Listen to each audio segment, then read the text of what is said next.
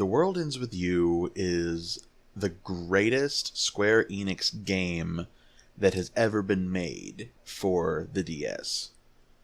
The original DS hand console.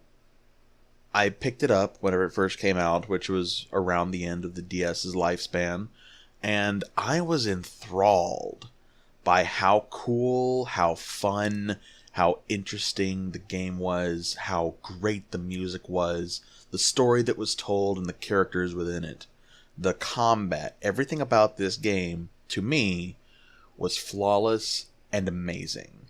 Any issues I had about it was just nitpicky and easily ignored, and some people just didn't have the same issues as I did. And for the longest time, I wanted a sequel. We never got one.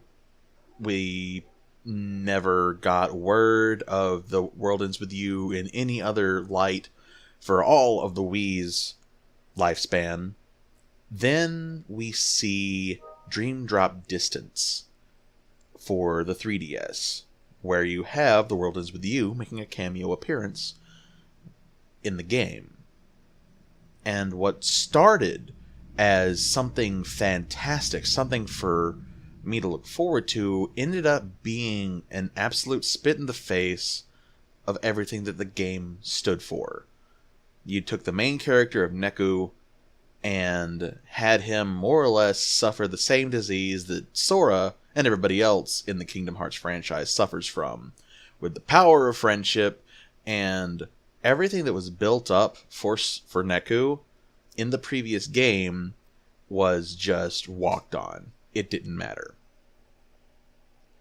That's one of the reasons why I cannot stand the Kingdom Hearts series, but that's not the point of this video. The point of this video is The World Ends With You Final Remix. Whenever I found out that this game was coming to the Switch, I was beyond excited. This game, easily, I would have bought the Switch over again just to play this game. To have The World Ends With You, to have Shibuya, to have Neku, Shiki, Beat, Rhyme, Joshua, all of the bad guys in the game in HD, and to see them on the big screen and to experience that fun again, it was everything that I could have wanted.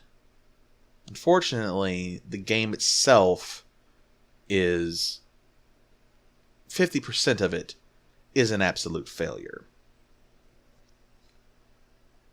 The problem lies in its controls.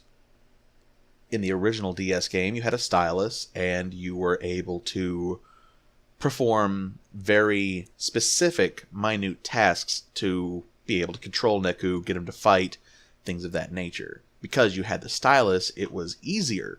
It was natural. The way the combat flowed, the way the mechanics worked, was built for stylus. It was built for the touchpad.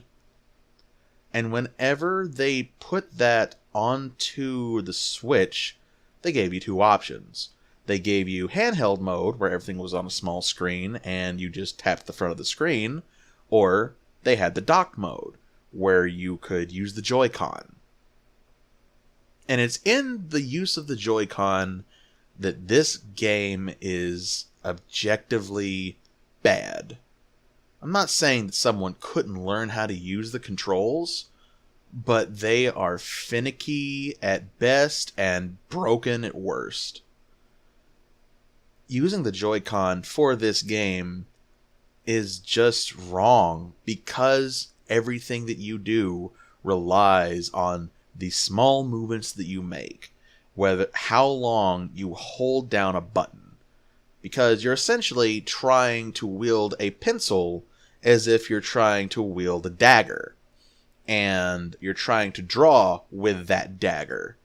It doesn't make sense. It feels unnatural, and the game suffers because of it.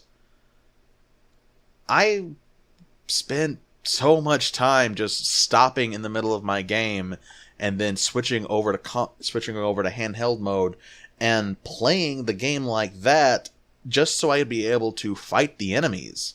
Then when the story would come up, I put it back on the big screen because I was recording the episodes and I was really wanting to get this out there. I wanted everybody else to see this awesome game realized again. And it's in taking a break, looking at it, I realized that the game hasn't been realized. The game is just a shinier port of what's already on the iPad. There's a mobile app for it that lags. You got rid of the lag, but that's pretty much it. It's still built to be a touchscreen device. It's still built to function like it's held with a stylus. This game is not designed to work with the joycon, and I don't understand why they forced that. I love this game. I still have the original cartridge, and I have put I don't know how many hours of time playing the original game, completing it, mastering it, getting to the point to where I had 100% in the bestiary, 100% on all of the equipment, all of the hidden equipment, beating all the hidden bosses, 100%ing every event. I wanted to do that again, but I can't. The World Ends With You, as it is right now, on console, is not a good game. The controls are so bad that it keeps me from having fun. And no game should have an option to switch between console and handheld mode, and one of them just feel 100 times better than the other. So unfortunately, I'm not going to be completing my playthrough for this channel because there's no way to record on the Switch in handheld mode. There's no way to do it. So there we are. I kind of wanted to put this up here mostly to explain why I hadn't posted again. But knowing what I know about the game, knowing what's coming up and how hard the fights are, I wouldn't be able to beat it in console mode. It's just impossible. Well, not impossible. It's impossible for me.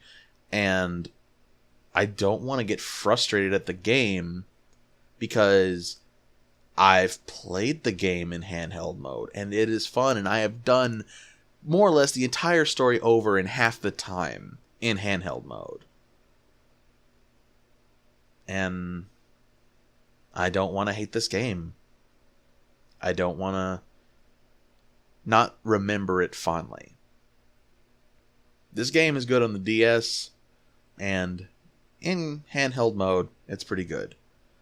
But until they decide to give us a new game entirely, built for the Switch, and not with some weird janky Joy-Con controls, I'm afraid we're never gonna be able to truly enjoy The World Ends With You.